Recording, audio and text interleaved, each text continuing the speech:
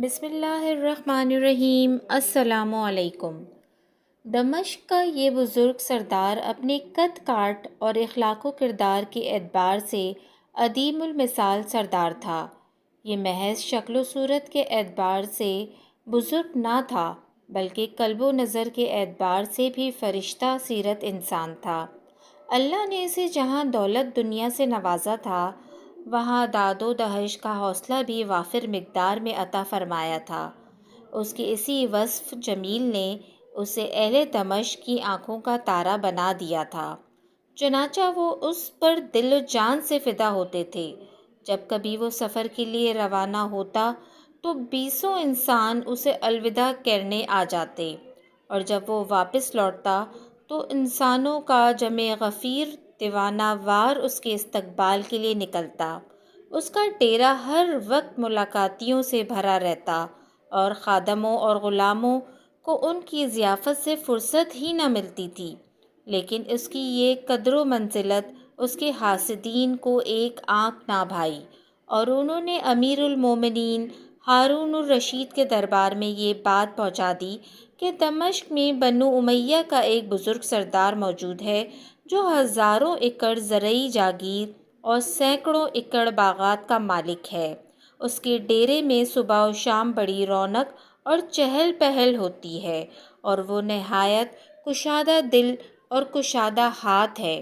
اس کے بیٹے اور پوتے، خدام اور غلام گھوڑوں اور خچروں پر سوار ہو کر جہاد روم میں شرکت کرتے ہیں، اور بنو امیہ کے کسی فرد کا اس قدر مالدار اور با اثر ہونا خطرے سے خالی نہیں، اور ممکن ہے کہ وہ کسی وقت علم بغاوت بلند کر دے اور ملک شام کو تمہارے ہاتھوں سے چھین لے، کیونکہ وہ ان شاہینوں کا چشم و چراغ ہے جو مشرق میں ایک صدی حکومت کرنے کے بعد ہسپانیہ میں جاہ و جلال سے حکومت کر رہے ہیں۔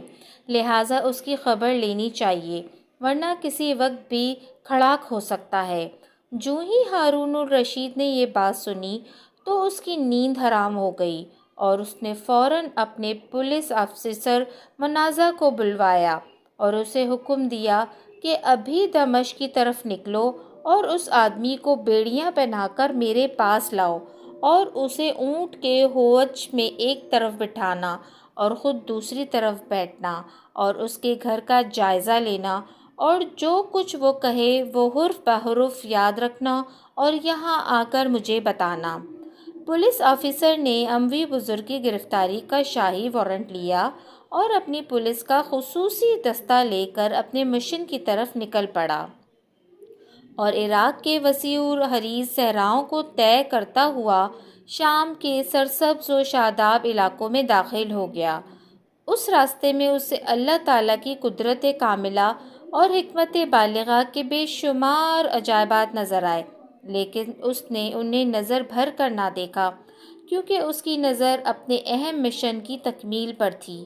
وہ اسی فکر میں ڈوبا ہوا تھا کہ پتہ نہیں اتنے بڑے سردار بزرگ کی گرفتاری کس طرح عمل میں آئے گی، مبادا اس عمل میں ہولناک تصادم نہ ہو جائے، کیونکہ رعیت کے کسی بے گناہ شخص کو رسوا کن طریقے سے گرفتار کرنے سے انسانی جذبات بھڑک اٹھتے ہیں اور لوگ مرنے مارنے پر تل جاتے ہیں، اور دیکھتے ہی دیکھتے معاملہ کچھ سے کچھ بن جاتا ہے۔ لیکن جو کچھ ہو سو ہو، گرفتار تو بہرحال کرنا ہی ہے، کیونکہ اس کو گرفتار کرنا امیر المومنین کا تاکیدی حکم ہے۔ وہ یہ سوچتا ہوا دمشق میں داخل ہو گیا اور پوچھتا پچھاتا ہوا اموی سردار کے ڈیرے پر جا پہنچا، اور بغیر پوچھے ہی اس کے ڈیرے میں داخل ہو گیا۔ جب اس کی قوم نے اسے دیکھا تو اس کے ساتھیوں سے اس کے متعلق پوچھا کہ یہ کون ہے، تو انہوں نے بتایا کہ یہ خلیفہ بغداد امیر المومنین ہارون الرشید کے ذاتی گارد کا انچارج ہے۔ تو وہ خاموشی سے پیچھے ہٹ گئے، اور وہ صحن کے درمیان میں پہنچا تو اسے وہاں لوگوں کا جمع غفیر بیٹھا ہوا نظر آیا۔ جب انہیں اس کا تعارف کروایا گیا تو وہ اٹھے اور اس کا خیر مقدم کیا اور اسے عزت و احترام سے بٹھایا اور اس آمد کا مقصد دریافت کیا۔ تو اس نے اپنا مقصد بتانے کے بجائے اموی سردار کے متعلق پوچھا۔ انہوں نے بتایا کہ ہم اس کی اولاد ہیں اور وہ حمام میں غسل کر رہا ہے۔ اس نے کہا کہ اسے کہو کہ جلدی کرے۔ چنانچہ ان میں سے ایک آدمی اس کی طرف گیا اور اسے غسل سے جلدی فارغ ہونے کا پیغام دے آیا۔ اس دوران پولیس آفیسر اس کی حویلی کے احوال کا جائزہ لینے لگا اور اس کی شان و شوکت اور اس میں لوگوں کی گہما گہمی دیکھ کر دنگ رہ گیا۔ جوں جوں اموی سردار کی آمد میں تاخیر ہوتی گئی، اس کا خوف اور قلق بڑھتا گیا کہ مبادا وہ کہیں چھپ نہ جائے، تاکہ ایک پروکار اور وجیح شخص صحن میں داخل ہوا اور اس کے دائیں بائیں 30-40 سال کے پختہ عقل مندوں اور 20-30 سال کے جوانوں اور نوعمر بچوں کی جماعت تھی۔ اسے دیکھ کر پولیس آفیسر کو یقین آ گیا کہ یہی وہ اموی بزرگ سردار ہے جسے میں نے گرفتار کرنا ہے، اور یہ سب کے سب ان کے بیٹے اور پوتے ہیں۔ چنانچہ وہ السلام علیکم کہہ کر پولیس آفیسر کے پاس آیا اور اس سے امیر المومنین کی خیریت دریافت کی اور دیگر احوال پوچھتا رہا۔ ابھی وہ اپنی باتوں میں تھا کہ اس کے خدام پھلوں بھری ٹوکریاں لے آئے اور انہیں کاٹ کاٹ کر رکابیوں میں رکھنے لگے۔ اس نے سیکیورٹی آفیسر کو کھانے کی دعوت دی، جو اس نے قبول نہ کی، اور اپنی نشست پر خاموشی سے بیٹھا رہا، اور اموی سردار اپنے ساتھیوں سمیت پھل تناول کرنے میں مشغول ہو گیا۔ جب وہ پھل کھا چکا تو اس کے خدام اور غلام کھانے کا دسترخوان بچھانے میں مصروف ہو گئے، اور انہوں نے مختلف رنگوں اور ذائقوں سے بھرپور ایسا کھانا پیش کیا جو حکمران کے علاوہ کسی کو زیب نہ دیتا تھا۔ اس نے پولیس آفیسر کو ایک مرتبہ پھر کھانا تناول کرنے کی دعوت دی، جو اس نے قبول نہ کی، اور اس نے بھی اصرار نہ کیا اور ساتھیوں سمیت کھانے میں مشغول ہو گیا۔ جب وہ کھانے سے فارغ ہوا تو نماز میں مشغول ہو گیا اور قابل رشک اطمینان سے نماز پڑھی اور ہاتھ اٹھا کر پرسوز انداز میں دعا و مناجات میں مشغول ہو گیا۔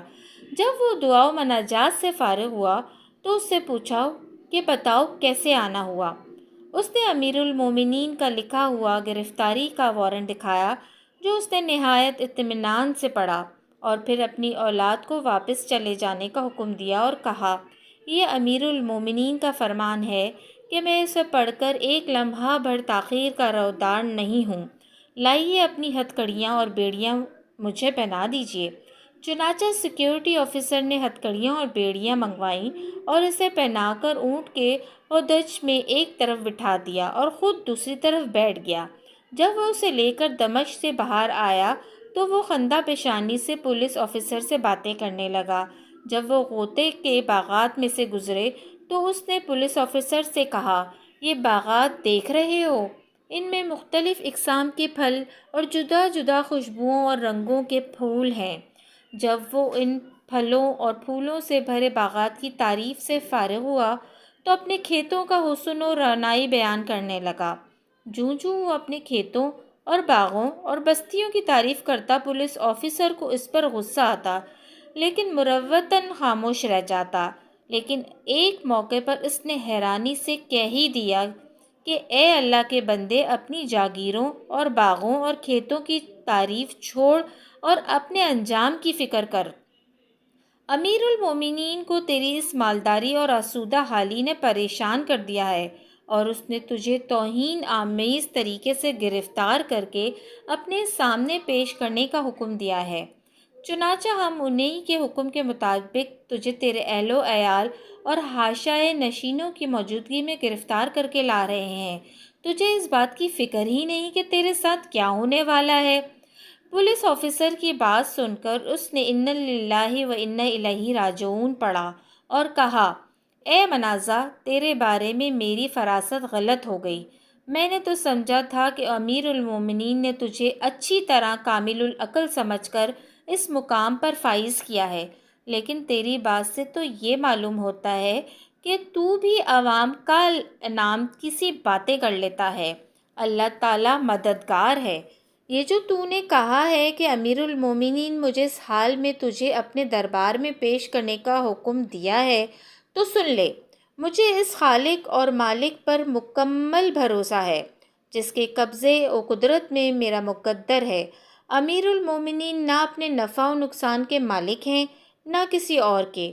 وہ اپنے آپ کو یا کسی اور کو اتنا ہی نفع یا نقصان پہنچا سکتے ہیں جتنا اللہ چاہے، اس سے بڑھ کر کچھ نہیں کر سکتے۔ امیر المومنین کے بارے میں نے کسی ایسے گناہ کا ارتکاب نہیں کیا جس کی وجہ سے میں غمزدہ ہو جاؤں۔ جب انہیں میرے معاملے کا پتہ چل جائے گا کہ میں کسی بھی صورت ان کے حق میں برا نہیں ہوں، اور حاسدوں اور دشمنوں نے میرے بارے میں حسداً ان کے کان بھرے ہیں اور مجھ پر وہ بہتان لگائے ہیں جن کی میرے فرشتوں کو بھی خبر نہیں، تو وہ میرے خون کو حلال نہیں سمجھیں گے اور مجھے عزت و احترام سے واپس بھیج دیں گے۔ اور اگر اللہ کے علم میں یہ بات لکھی جا چکی ہے کہ مجھے امیر المومنین کے ہاتھوں نقصان پہنچنا ہے اور انہوں نے میرا خون بہانا ہی ہے، تو سارے انسان اور جن اور فرشتے مل کر بھی مجھے نہیں بچا سکتے۔ تو میں اس فیصلے سے جو اللہ میرے بارے میں لکھ کر فارغ ہو چکا ہے کیوں غم کھاؤں اور کیوں اس کی فکر کروں؟ مجھے اس اللہ کے بارے میں حسن و ظن ہے جس نے تمام مخلوق کو پیدا کیا ہے اور اسے رزق عطا کیا ہے، اور زندگی اور موت کے اسی کے ہاتھ میں ہے، اور جو ذات دنیا و آخرت کی مالک ہے اس کی رضا پر راضی رہنا، اس پر صبر کرنا بہتر ہے۔ اور میں تو سمجھتا تھا کہ تیرا اس بات پر پختہ ایمان ہے، اور اب جب کہ مجھے تیری سمجھداری کا پتہ چل گیا ہے، میں انشاءاللہ امیر المومنین کے سامنے پیش ہونے تک تجھ سے بات نہ کروں گا۔ اس کے بعد بزرگ سردار نے اپنے منہ پر مہر سکوت لگائی اور کوفہ پہنچنے تک سوائے سبحان اللہ، الحمدللہ، لا حول ولا قوت الا باللہ کہتے یا ضروری حاجت کے لیے پانی مانگنے کے اور کوئی بات نہ کی۔ چنانچہ جب پولیس آفیسر کوفہ میں داخل ہوا اور اسے ایک جگہ پر بٹھا کر امیر المومنین کے دربار میں پیش ہوا، تو اس نے امیر المومنین کو اس کی شرافت و وجاہت اور مال و دولت کی فراوانی اور اسے گرفتار کرنے اور اسے کوفہ تک لانے کی اول تا آخر کہانی سنائی۔ تو ہارون الرشید بول اٹھا، اللہ کی قسم یہ آدمی سچا ہے اور اللہ کی نعمت کی فراوانی کی وجہ محسود ہے، اور اس کے حاسدین نے آتش حسد میں جل کر اس کے بارے میں بے سروپا باتیں کی ہیں۔ اللہ کی قسم ہم نے بلا وجہ اسے تکلیف دی اور اسے پریشان کیا اور اس کے اہل و عیال کو خوفزدہ کیا۔ اٹھ اور فوراً اس کی ہتھکڑیاں کھول دے اور بیڑیاں اتار دے اور اسے عزت و احترام سے میرے پاس لا۔ سیکیورٹی آفیسر اٹھا اور اس نے بزرگ سردار کی ہتھکڑیاں اور بیڑیاں کھول دیں اور اسے ہارون الرشید کے دربار میں پیش کر دیا۔ ہارون نے جب بذات خود اس کے معصوم چہرے کا ملاحظہ کیا تو اس وارفت کی کیفیت طاری ہو گئی، اس کا چہرہ سونے کی طرح تمتمانے لگا۔ بزرگ سردار نے قریب آ کر سلام کیا، جس کا ہارون نے بڑی محبت سے جواب دیا اور اس کے حال احوال پوچھنا شروع کر دیے اور کہا، ہمیں آپ کی مالداری اور سرداری کی اطلاعات پہنچی ہیں اور ہمارے سامنے ایسی باتوں کا تذکرہ ہوا تھا جو ہمارے لیے تشویشناک تھیں، اس لیے ہم نے پسند کیا کہ آپ کو بلا کر ان باتوں کی اصلیت معلوم کی جا سکے اور ہم آپ کا جواب بھی سن سکیں اور آپ کے ساتھ کوئی نیکی کر سکیں، لہٰذا اب آپ اپنی ضروریات بیان کیجیے۔ بزرگ سردار نے پہلے تو ان کا شکریہ ادا کیا اور ان کے لیے دعائے خیر کی اور ایک بات کا شاندار اور تسلی بخش جواب دیا، اور آخر میں درخواست کی کہ مجھے میرے ملک اور گھر بار اور اہل و عیال میں سلامتی کے ساتھ واپس بھجوا دیا جائے۔ ہارون نے کہا، ایسا کرنا تو ہمارے ذمے ہے اور ہم اس فرض کو بجا لائیں گے، لیکن آپ اپنی وجاہت اور شرافت سے متعلقہ ضروریات سے آگاہ کیجیے جنہیں پورا کر کے ہم آپ کے معاون بن سکیں، کیونکہ آپ جیسے آدمی کو اپنی سرداری سے متعلقہ چیزوں کی ضرورت پڑتی رہتی ہے۔ اس نے جواب دیا، اے امیر المومنین، آپ کے افسران انصاف پرور ہیں اور ان کے عدل و انصاف نے مجھے کسی طرح